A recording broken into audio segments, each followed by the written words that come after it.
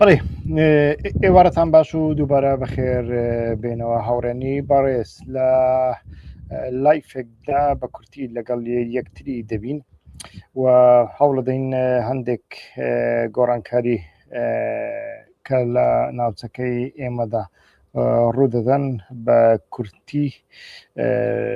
باسییان بکەین و ئەنالیزێکی کورتیان لەسەر بکەین. ئەو گۆڕانکاریانە سەرەتا ئەگەر باسی ئەمڕۆ بکەین، ئەمڕۆکە لە ناوچەکەدا گۆڕانکاری زۆر گەورە لە ئارادان بێگومان هەمومان دەزانین، بەڵام هەتاوەکو ئێستا کۆتاییەکەیان دیار نییە.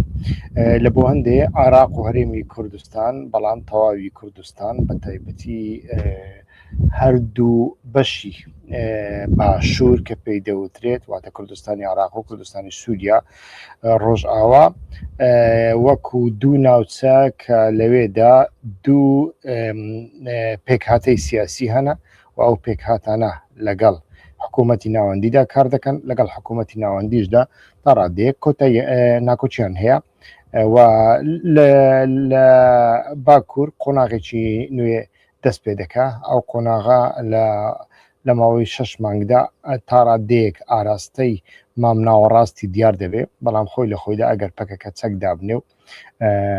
وەڵامی ئەو چوارچێوە یاسایە 12 خاڵیە بداتەوە لەوێدا گۆڕانکاریەکان زیاتر دەبیندرێن. ئەوەی دیار نییە لە کوردستانی ئێراندایە، لەوێدا ئەم شەڕە و سیاسەتی حیزبە کوردیەکان لە هەردوو بەشەکە بە تایبەتی لە باشوور و لە ئەوانەی ڕۆژهەڵاتیش کە لە دەرەوەنا واتە ئۆپۆزیسیۆنی خارجی و یانیش ناسیۆنالیزمی خارجی کوردی ئێرانی، ئەمانە بێگومان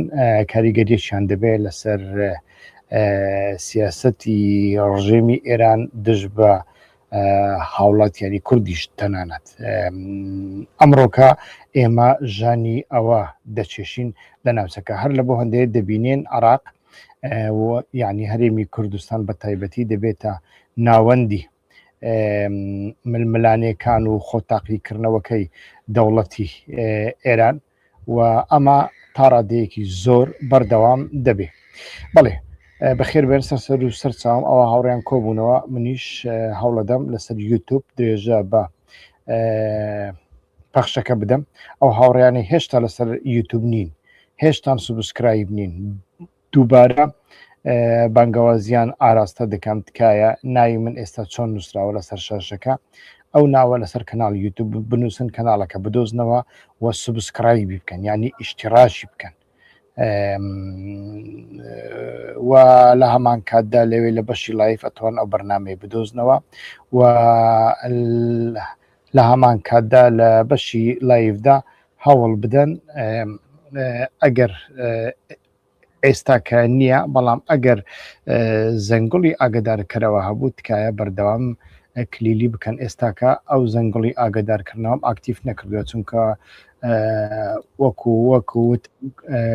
کار و بەرنامەی من هەتا وەکو کۆتایی ئەو مانگە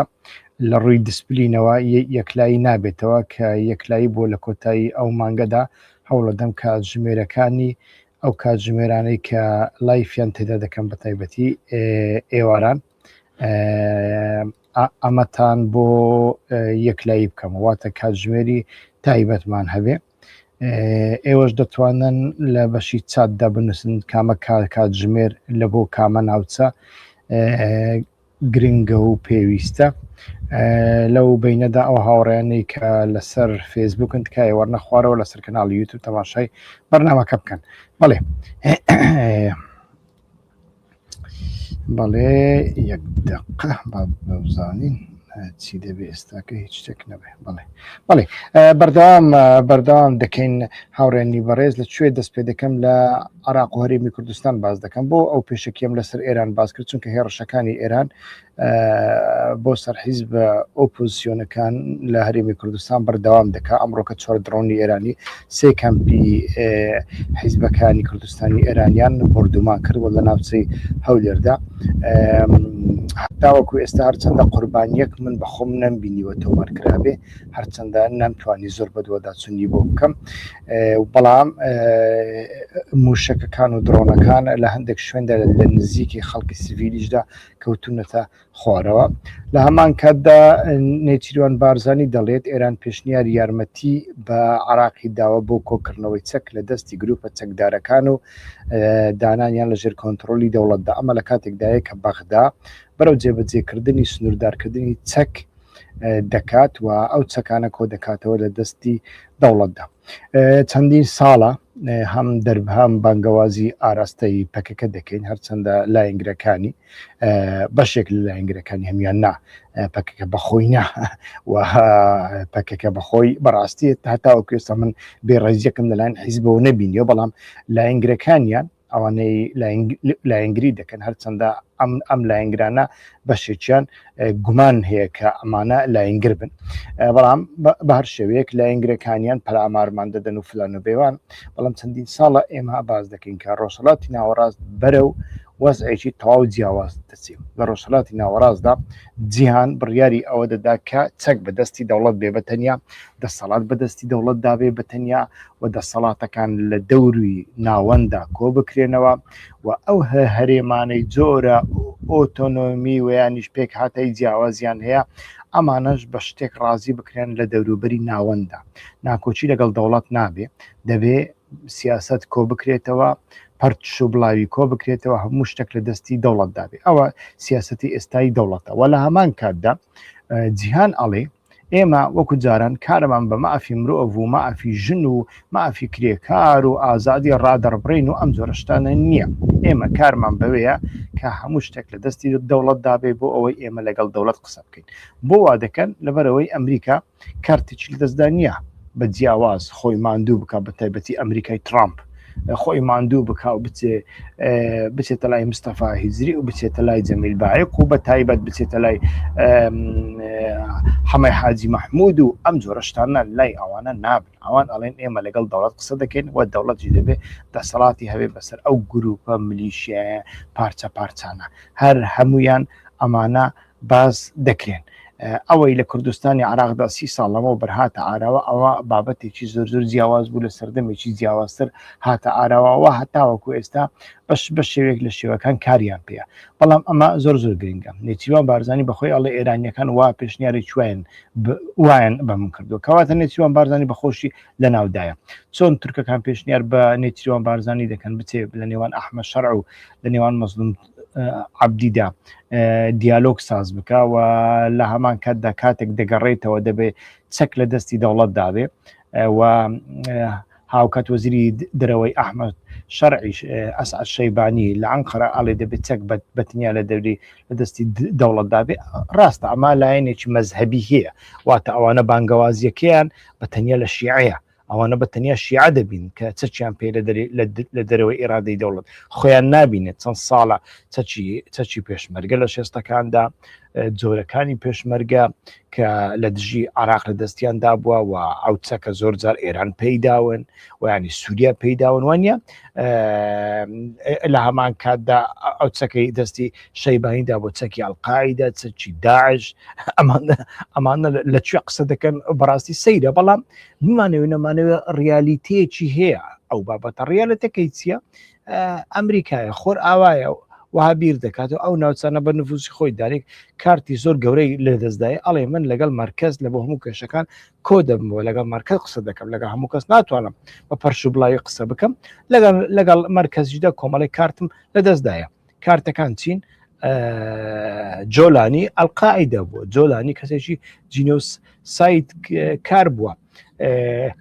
و لە هەمان کاتدا حکوومەتی عراقدا چەندین جار باسم کردووە دڵۆپێک نەوت بفرۆشێ پارەکەی چەند سنتە دەکەوێتە بانکی مرکزی عراقی، ناکەوێتە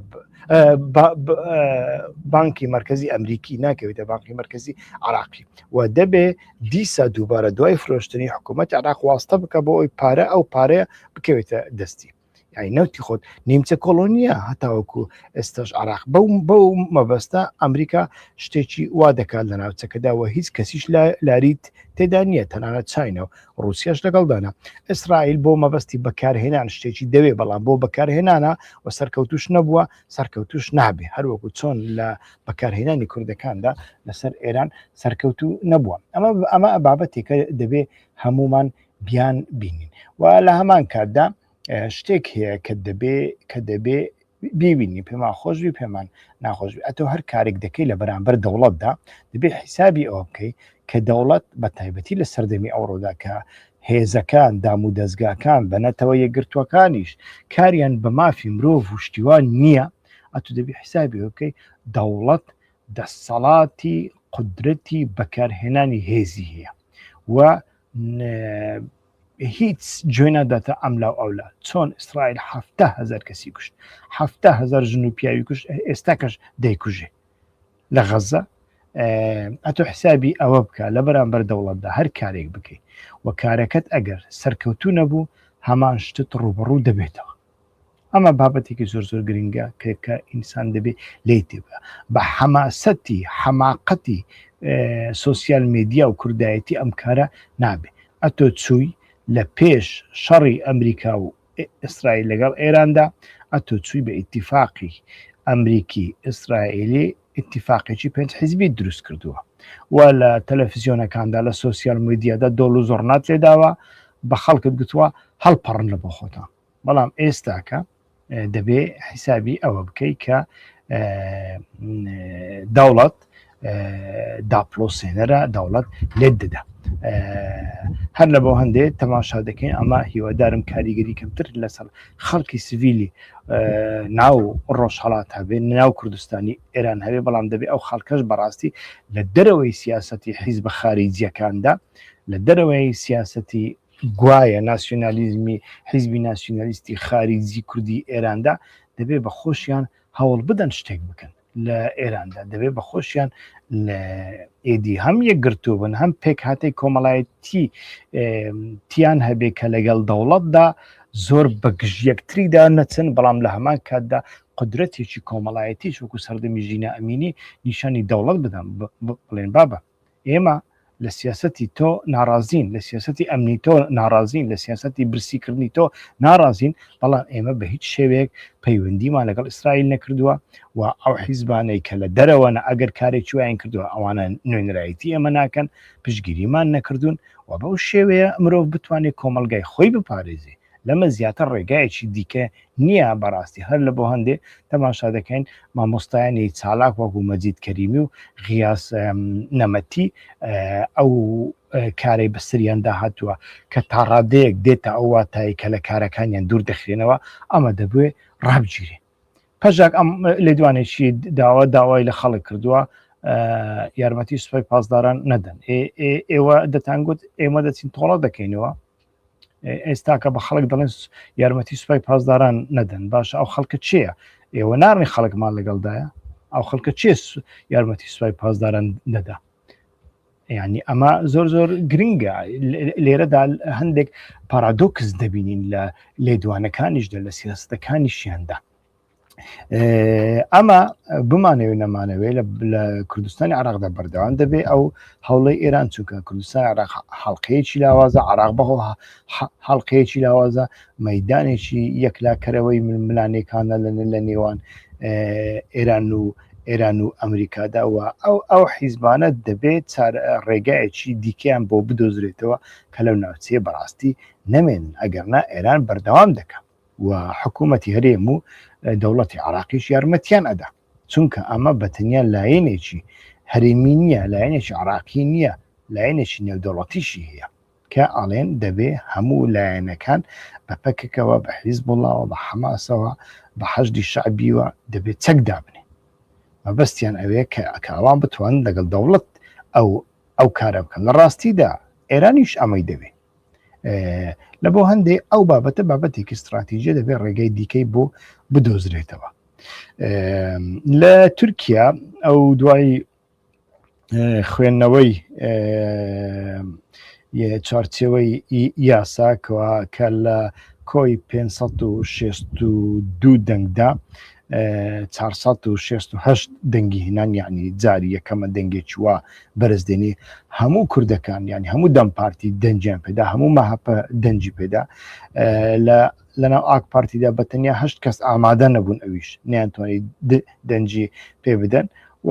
زۆربەی زۆری حیزبەکان دەنجیان پێدا، زۆربەی زۆری زیندانیانی سیاسی کە بەدەستی ئەردۆغان لە زینداندان ئەوانیش پشتگیریان لە یاساکە کرد. و ئێستاکە تەماشا دەکەین ماوەیەکە بەڵێ کاردانەوەیەکی زۆر گەورە هەیە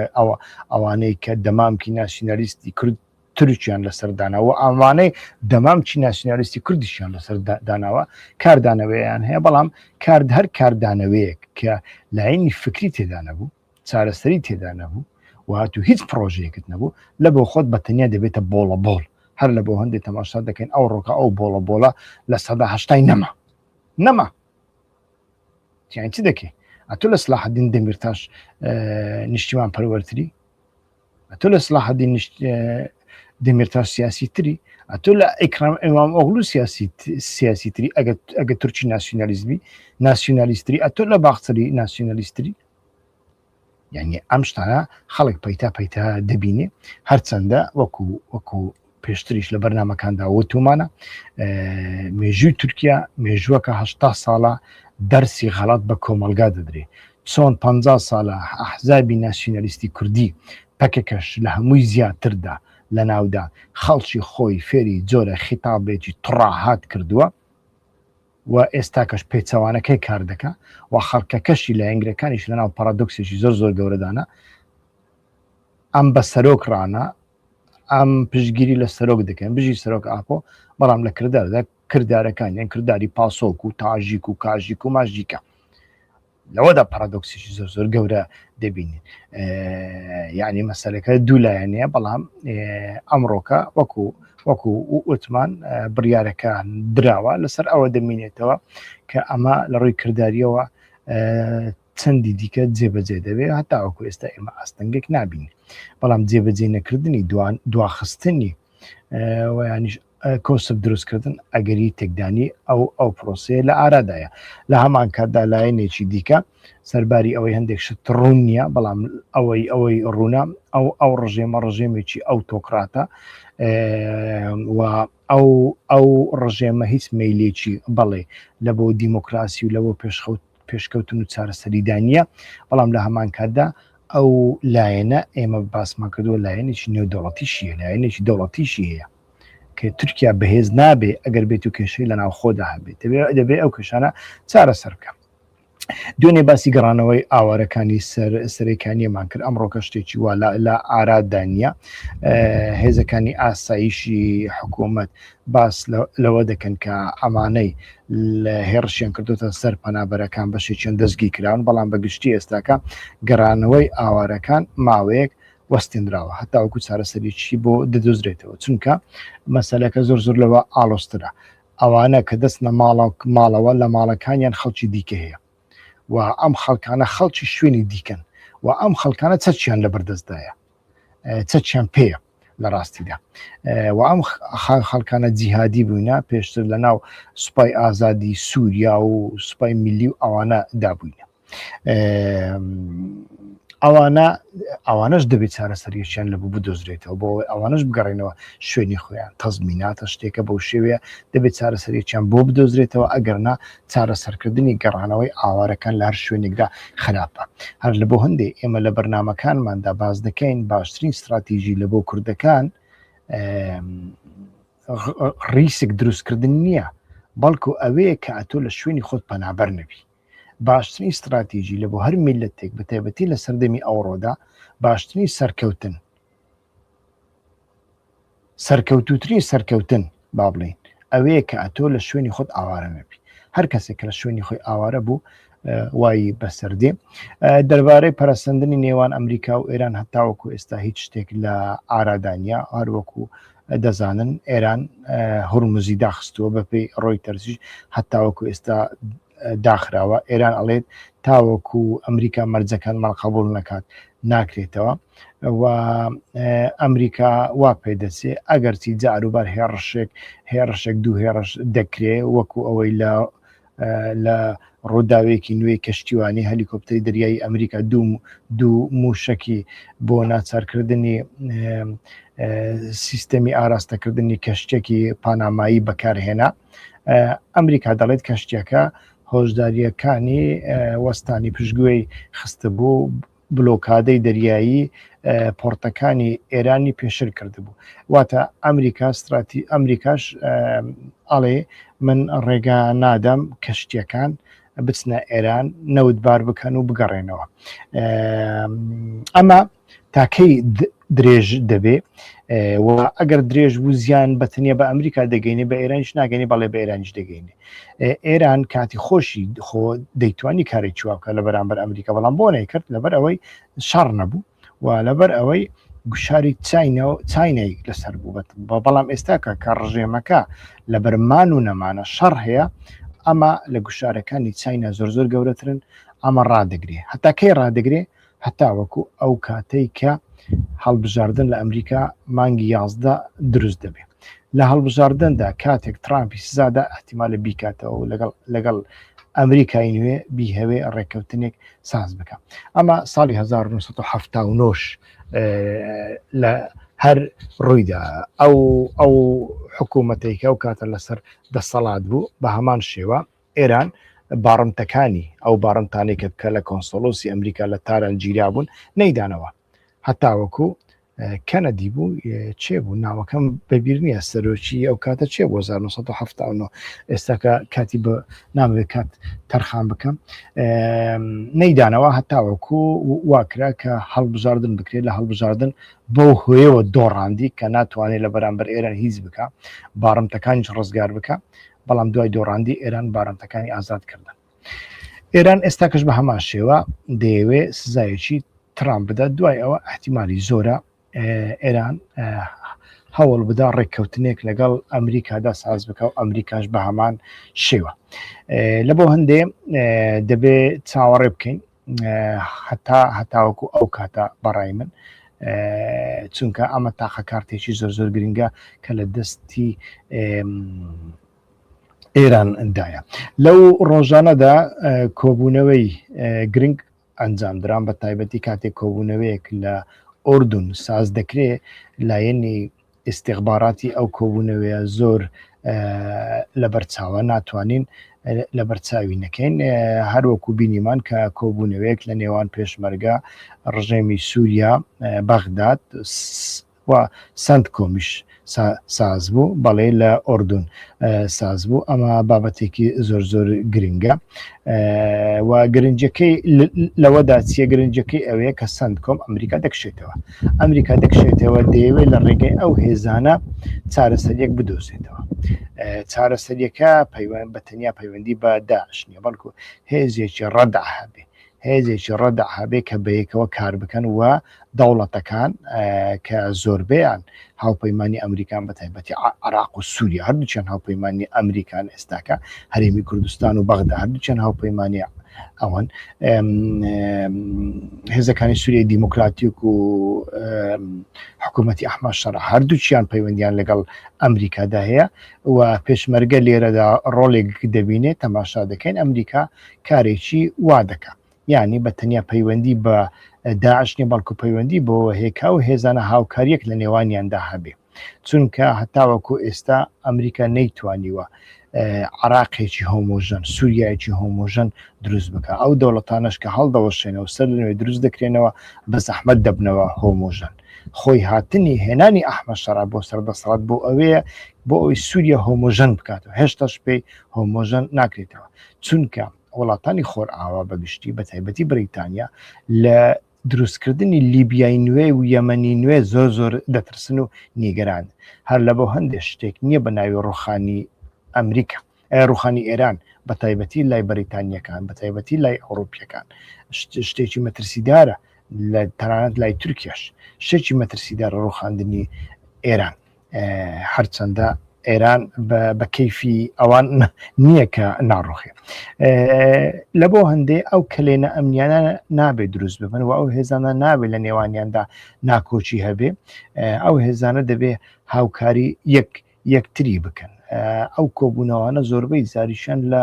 ئۆردون ساز دەکرێن ئۆردن لە ساڵانی پێشوشدا بەردەوام بۆ لە هەماهەنگی ئەمنی لەگەڵ سووریا و عێراق بە تایبەتی دژی داعش قاچاغ و گروپە چەکدارەکان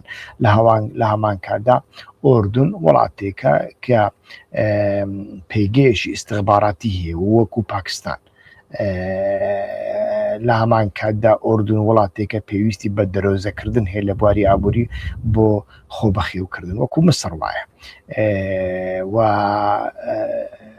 ڕژێمێکی ناجێگیرە لە سەدا هەشتای خەڵکی ئۆردن خەڵکی ئۆردن نین خەڵکی فەڵستینین بۆ نمونە ئیخوان موسلیمین تێیدا بەهێزە هەرچەندە ئیخوان موسلیمینی وێ هەتاوەکو ئێستا هەوڵی داوە ڤەرسیۆنێکی نەرمتر و جیاوازتر و سیاسی تر بێ تندوتیژ نەبێت لە چاو ئیخوان موسلیمینی دیکەی جیهانی ڤەرسیۆنێکی زۆر تایبەتە بەڵام ئەمانە هەموو بابەتی گرنگن هەر لە بۆ هەندێک ئۆردنیش دەیەوێ لەو بوارەدا ڕۆڵێک ببینێ و پەیوەندی باشی لەگەڵ ئیسرائیل هەیە لەگەڵ ئەمریکایە لەگەڵ عێراقیە لەگەڵ سووریاش هەر لە بۆ هەندێ ئەمریکا کە لە 30 ئەیلول بەنیازە بکشێتەوە دەیەوێ ناوچەیەکی ئارام بە پێی خۆی و کەمەرێکی ئەمنی دروست بکە بۆ ئەوەی کەلێنی ئەمنی و سیاسی نێوان هەرێم و بەغدا و سووریا قوڵتر نەبنەوە و لە هەمان کاتدا وەکوتم مەسەلەی نەگەڕانەوەی داعشش لە بۆوان وەکو ئیماژێک زۆر گرنگە لە بۆ هەندێ ئەمە بابەتێکی وایە و لێرەدا ناچارن بۆ ئەوەی ئەو کارە بکەن لەبەر ئەوەی لە ناو عێراقدا هەتا وەکو ئێستا دیار نیە لە نێوان حکوومەتی مەرکەزی و حەشدی شەعبیدا چی ڕوەدا ئایا زەیدی سەرکەوتوو دەبێت لە چەککردنی حەشدی شەعبی ڕۆڵی پێشمەرگە لە بۆ هەموو عێراق و بە تایبەتی لە بۆ سنوور و مەسەلەی تێرۆر و چاودێریکردنی داعشیش زۆر گرنگتر دەبێت چونکە